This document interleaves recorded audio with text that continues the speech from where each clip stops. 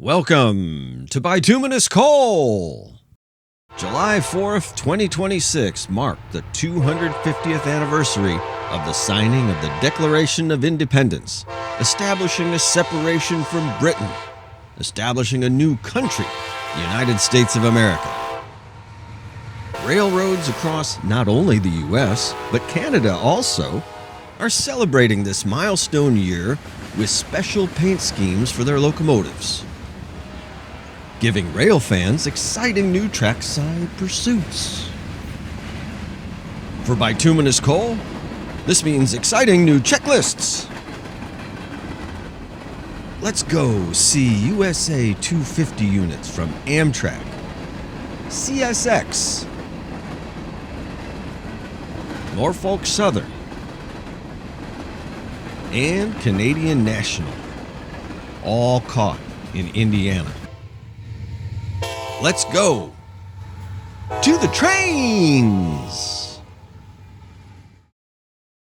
Canadian National did a quick whistle-stop tour through Illinois, Indiana, and Michigan, with the only Indiana station stop being in South Bend.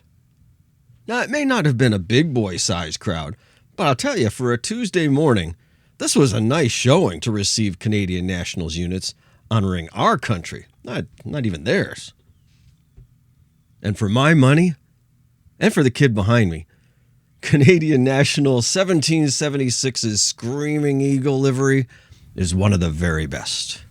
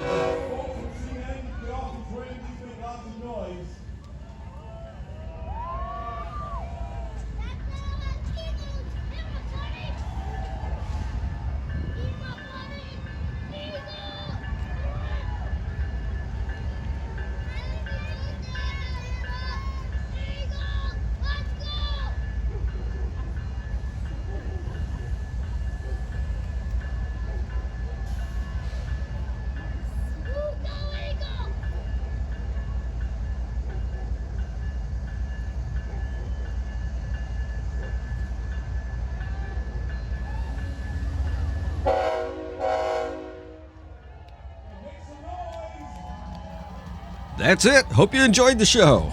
No. Just kidding.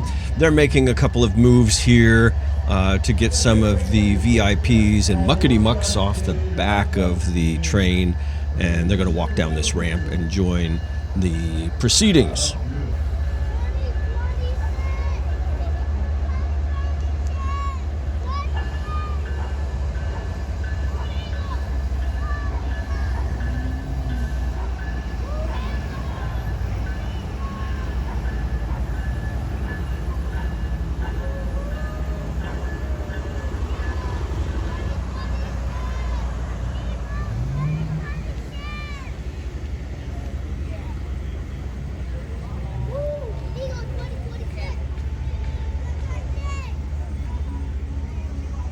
And as you can see here, Canadian National certainly brought the finest varnish on this train.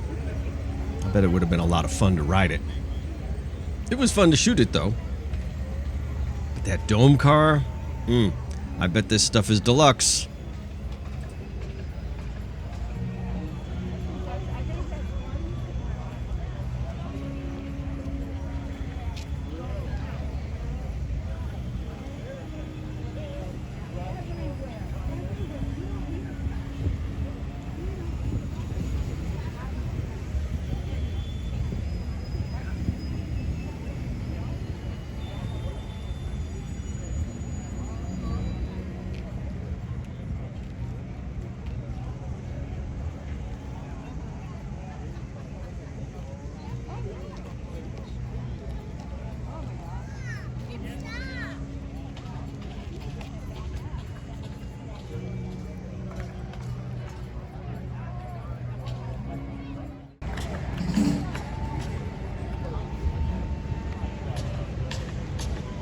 And here are the Canadian National officials descending down the ramp and greeting the police, greeting a little bit of the crowd. And they're going to go and get onto the stage and do their speechifying.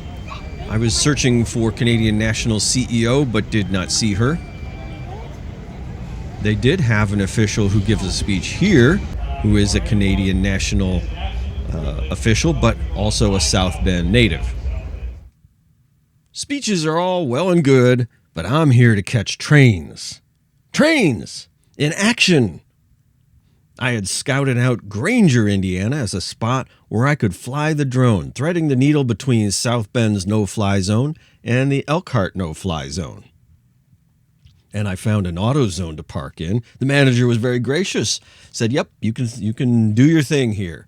Cool. I was set up and ready to catch it.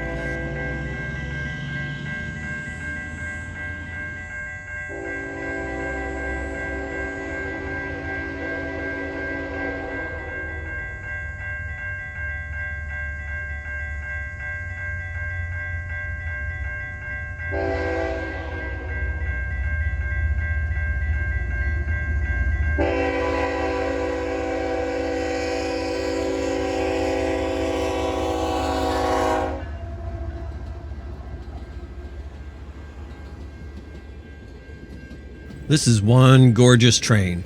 Best seat in the house, probably cab ride. Second, the dome. Third, off the back. Right there.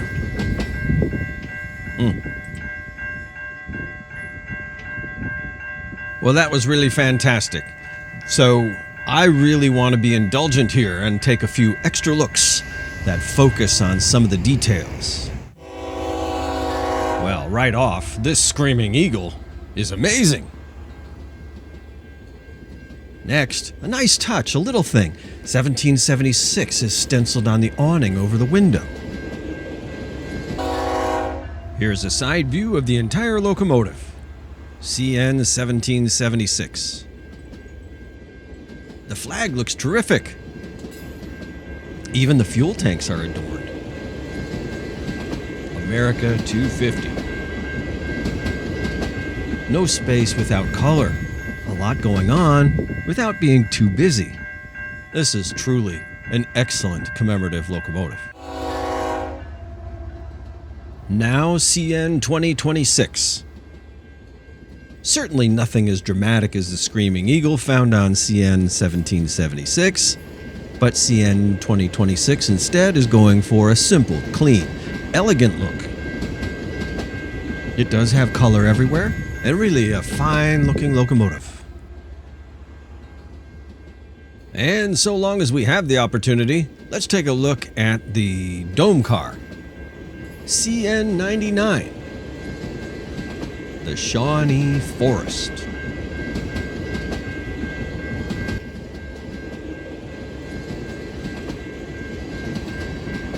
One final look at this train, the last car. I wanted to get a better look at that old school maple leaf logo. And as a bonus, hey, there's some Illinois Central lettering on the back porch. Yeah. And now, it's time to break out the official bituminous coal checklist. USA 250 checklist number 1. And we get to drop not one, but 2 lumps of coal on this here checklist. CN 1776 and CN 2026. Up next, Norfolk Southern 2026. I really like that the special unit was caught in revenue service. Wish it was the leading locomotive rather than the trailing. Beggars, choosers, etc., etc., etc.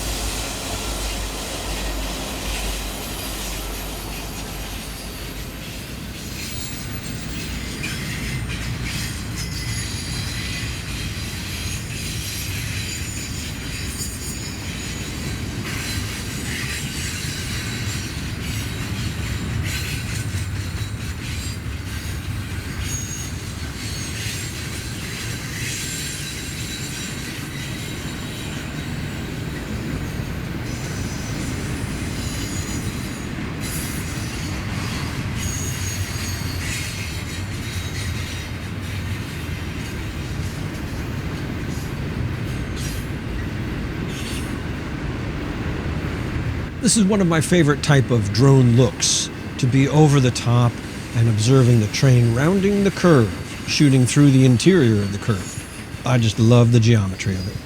And this other bit I don't understand. The person in the red pickup truck picking up and leaving. I mean, yeah, sure, Lady Liberty is gone, but this is a fine train. Stay and watch the whole train. Huh?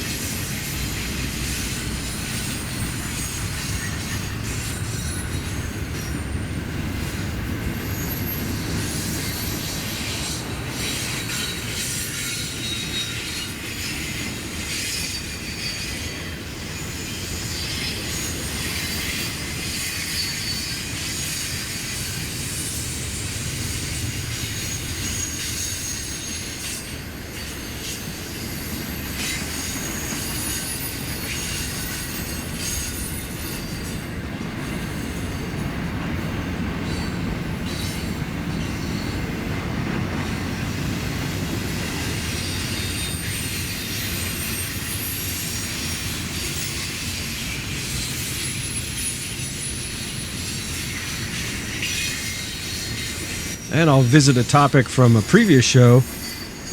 Top of flat car is not dead. Yes, road railer is long gone, but top of flat car still happens. And look at this, even with Amazon vans.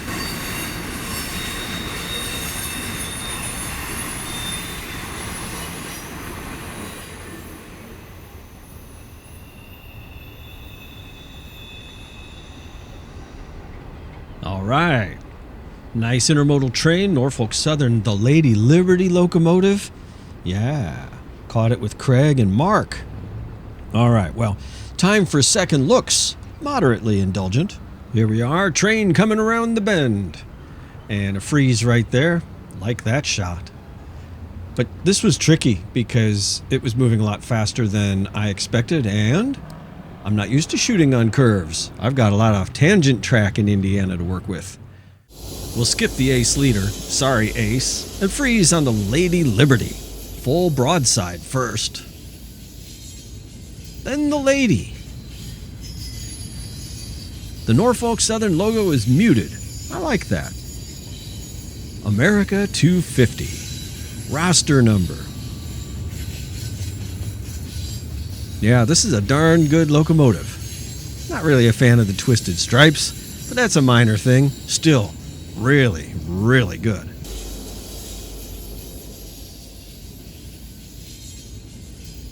And now, another checklist.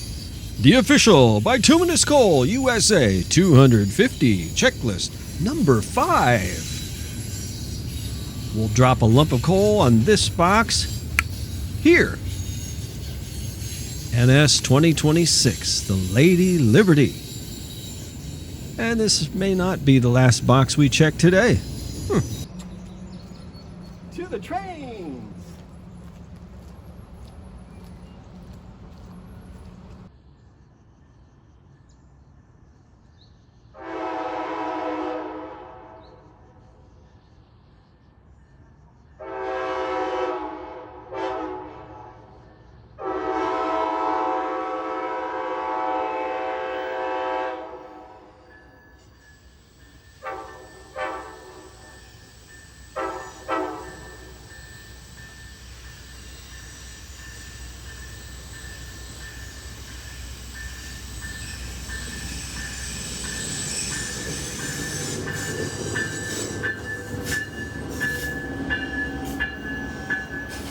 Amtrak's Cardinal is arriving on time at Crawfordsville.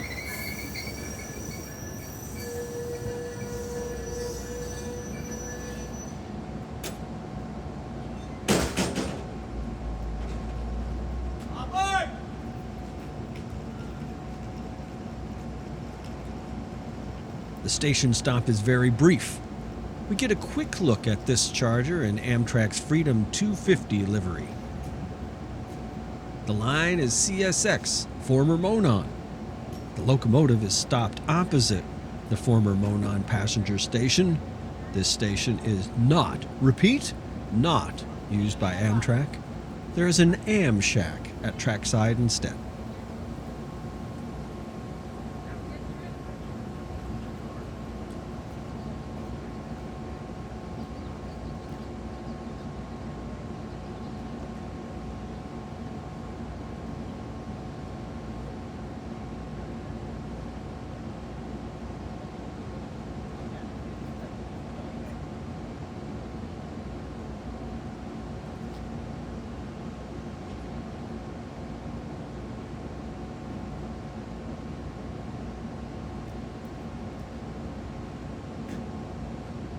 I find the Charger to be a sharp-looking locomotive. I really like it. I love the empty space that you can see into underneath the fans.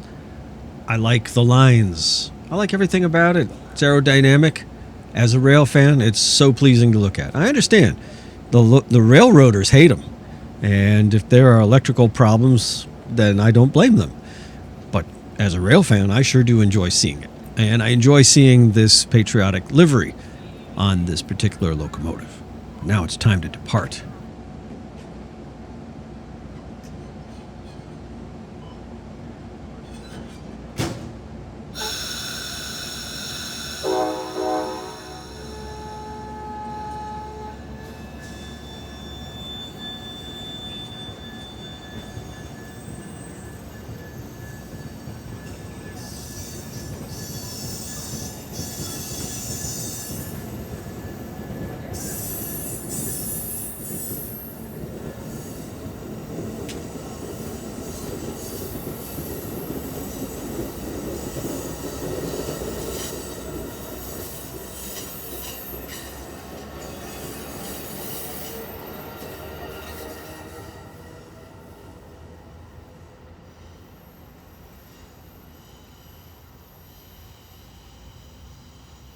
Amtrak's Cardinal has departed Crawfordsville station and proceeds in a westerly direction towards Chicago. Oh, it is a hot, humid morning, a hot, humid Monday morning in Crawfordsville, Indiana. Amtrak's Cardinal has come and gone, is heading towards Chicago with an on-time departure. And man, these bugs are all over me, these gnats. But I'll tell you what, I was all over that Cardinal because it had Amtrak 346, one of the specially painted units to celebrate the country's 250th anniversary. And that's the first one I've seen. So really delighted to have caught that one. And this is a nice little area. I love the way this is laid out. Yeah, there's the Am Shack, and the proper Monon station is behind it and used for some other purposes. But the old brick buildings that are here, the curved track. Yeah. Well, you know, I never take the train from here because I take it out of Indianapolis. But hey, great little place. And now, oh yeah, another checklist. We'll break this one in too with Amtrak 346 and drop another lump of coal down right about here. Looks great. Onward now to CSX 250 and CSX 2026. But wait, haven't these already been caught together? Oh yeah, they have. Together, twice, in revenue service both times. The checklist confirms it. Well, I caught it a third time with both units together. Same place. Oh, yes! Well, there certainly was excitement for this train coming. For myself, having seen these units before, I opted for an overhead look at this special paint.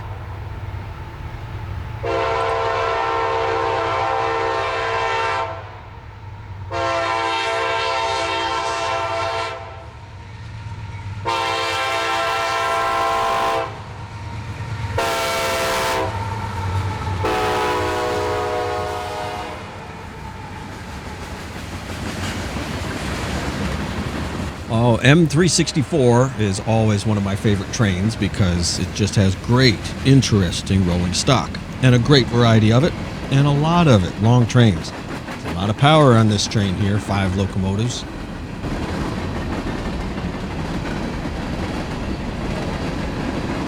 Not sure the train is entirely up to track speed being 60 miles an hour. This looks like it's closer to 50.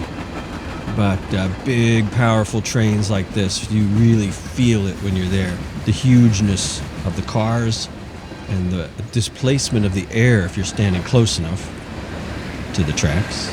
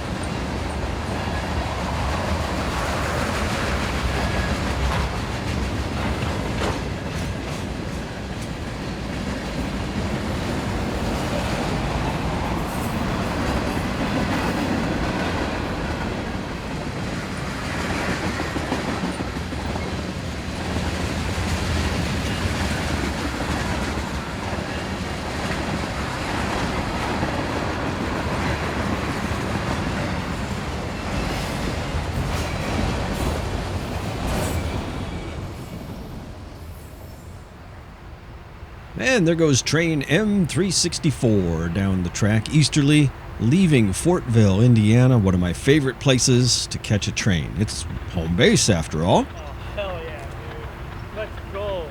I do have more footage to show you, so let's take a look now.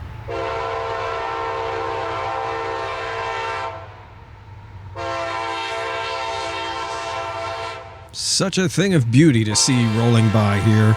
And again, love the attention CSX gave to the nose on these units. 2026. And now, CSX 250. Bold stars and stripes. And what the heck, we'll give a little love to the YN2 unit here. Hey, look, don't get mad at these guys standing here. Yeah, they're in my shot. You know why? They asked me, they said, hey, is it okay if we set up here? We won't be in your shot, will you? And I said, yep, set up right there. You won't be in my shot. And I really didn't check, and they were in my shot. It just wasn't their fault. It was my fault. This unit here, CSX 2026, I'll put that in my top 5 too, right alongside with CN 1776. This is really nice too, but that eagle on the other one really sets it apart. Any case, great stuff. Yeah. If you enjoy the content here on Bituminous Coal, please consider supporting the channel in one of 2 ways. The tip jar, that's at buymeacoffee.com. Or heck, have me do a cameo video for you. That's fun, yeah. Either way, the money goes towards putting gas in the tank so I can take you to the trains. See the links below to buy me a coffee and cameo in the video description. And that's, below. Below. One last thing. You may have noticed that I had moved from South Bend to Granger when chasing CN 1776. Well, I did that because I was moving onto the Canadian National Line, but out of the no-fly zones. And yet, Mr. Cole, where was the drone footage? Well, good people, here it is. I would have dearly loved to have caught Canadian National 1776 and 2026 from above. I mean, if the window awning on 1776 had detail, I'll bet you the locomotive bodies had some too. A weird thing happened. Right as the train was approaching, my drone controller indicated the presence of a low-flying aircraft. My controller locked up, and I could not get the drone airborne. There's a protocol for unlocking it, but when your train's coming and you got 10 seconds, it's not going to work. So even with the best planning, it just doesn't always work out. I didn't forget to cut it in or anything like that or have footage that sucked. I had just this. So when it wasn't working, I just turned the drone off and relied on my 2 ground cameras. But that's why I have 2 ground cameras. Hey, hey, ho, ho, it's the end of the show. What do you know? Thanks for joining me on this installment of Bituminous Coal. Be sure to come back again every Wednesday at 7 p.m. Eastern. Every Sunday, 7 p.m. Eastern. New videos drop. I'll take you to the trains.